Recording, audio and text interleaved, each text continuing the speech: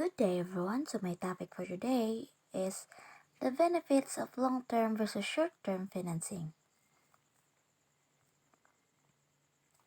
What is the benefits of long term versus short term financing? The benefits offered by long term financing compared to the short term mostly relate to the difference in maturities.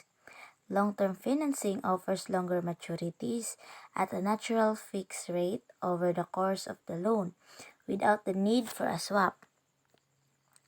The key benefits of long-term versus short-term financing are as follows. First is coincides with long-term strategy. Long-term financing enables a company to align its capital structure with its long-term strategic goals, affording the business more time to realize a return on an investment. Second is matches duration of asset base with duration of liabilities. The maturity associated with long-term financing better coordinates with the typical lifespan of assets purchased. Third is long-term support from investor. A company can benefit from having a long-term relationship with the same investor throughout the life of the financing. With the right investor, companies stand to gain from a long-term relationship and partnership in addition to ongoing support. Being that the financing is long-term, a company will not have to repeatedly bring in the new financing partners who may not understand the business as well, which can often happen with short-term financing. Fourth is limits companies' exposure to interest rate risk. Long-term fixed rate financing minimizes the refinancing risk that comes with short-term debt maturities due to its fixed interest rate, thus decreasing a company's interest rates balance sheet risk. Fifth is diversifies capital portfolio. Long-term financing provides greater flexibility and resources to fund various capital needs and reduces dependence on any one capital source. It also enables companies to spread out their debt maturities. Next is the differences between long-term and short-term financing.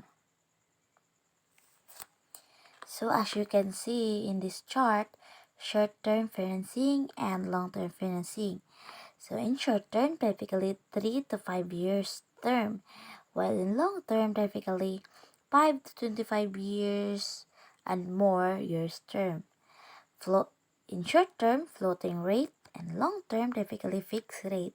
And short-term, supplied by a bank, and long-term, supplied by an institutional investor, and used for working capital and other short-term needs, and long-term used to long-term initiatives, internal events, and balance sheet risk management.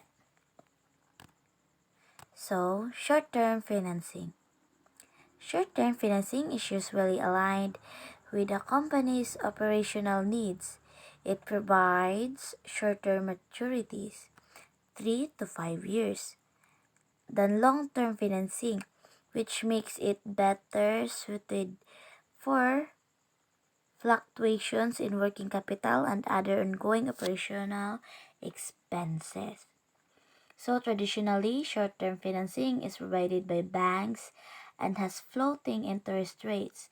Sometimes companies will artificially fix these floating rates with a financing derivative such as swap. Long-term financing. Many companies consider long-term financing to be patient financing. Financing. Given its long-term maturities, 5 to 25 more years, long-term financing is ideal for businesses seeking to extend or layer out their refinancing obligation beyond the typical bank tenor. That's why longer maturities often allow for delayed, limited, or no amortization, which can be attractive to companies with objectives such as buying out a shareholder, investing in capital assets, projects, or acquisitions that have a longer investment return runway. A long-term, largely fixed-rate balance sheet can enable companies to better manage financial risk should interest rates rise. So, it is common for long-term financing to also have a fixed interest rate. A long-term, largely fixed-rate balance sheet can enable companies to better manage financial risk should interest rates rise. As previously mentioned, a business would also have more time to pay back the financing while having certainty or financing cost over the life of an investment. Long-term financing providers are typically institutional investors such as large insurance companies that, given their capital base, have consistent capital to lend on a long-term basis. Next is uses for long-term financing. Long-term capital is congruent with a company's long-term strategic plan. Thus, it is most commonly used to support long-term initiatives such as making acquisition, opening a new production facility, financing internal events like share repurchases, as well as preparing for rising interest rates. So, some companies choose to operate with a minimum level of debt on their balance sheet to minimize or maximize their balance sheet efficiency. Managing interest rate risk for this is important, makes it a great fit for long-term capital. So, next is long-term financing, use of proceeds. Firstly is expansion or growth capital. Next is acquisition, debt refinancing, long-term physical assets, share repurchases, debt diversification, equity recapitalizations, taking a public company private, and lastly is employee stock ownership plan or ESOP. And expansion or growth capital.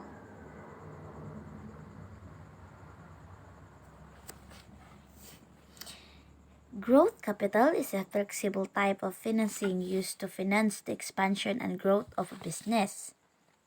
So, this form of capital can be used for any corporate purpose that supports the growth of the businesses, including product development, market development, and acquisition. So, typical example includes funding strategic acquisitions, international expansions, and entry into new markets, increased capacity to achieve a critical mass, and new product development.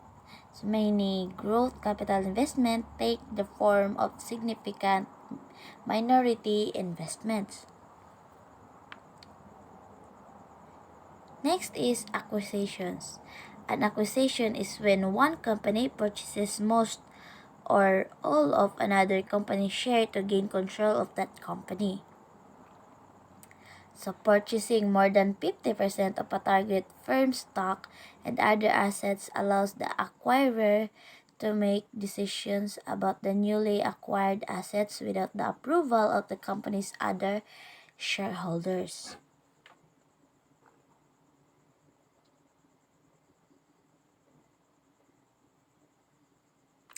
Debt refinancing. Debt refinancing is the replacement of existing debt with new debt that contains more favorable conditions. So, long-term physical assets. Some examples of long-term assets includes fixed assets like property, plant, and equipment, which can include land, machinery, buildings, fixtures, and vehicles. And long-term investments such as stocks and bonds or real estate are investments made in other companies. Next is share repurchases. A share repurchases or buyback is a decision by a company to buy back its own shares from the marketplace. A company might buy back its share to boost the value of the stock and to improve the financial statements. That's why companies tend to repurchase shares when they have cash on hands and the stock market is on an upswing. Next is debt diversification. Diversification is the practice of spreading your investments around so that your exposure to any one type of asset is limited. This practice is designed to help reduce the volatility of your portfolio over time. Next is equity recapitalizations. A recapitalization is a transaction which results in the reallocation of the debt and equity in the capital structure of a business. It represents an attractive option for owners considering an exit because it lets them exchange some of their equity for cash and position the company for future growth. Next is taking a public company private. What it means to go private. A take private transaction means that a large private equity group or a consortium of private equity firms purchases or acquires the stock of a public traded corporation. And lastly is Employee Stock Ownership Plan or ESOP.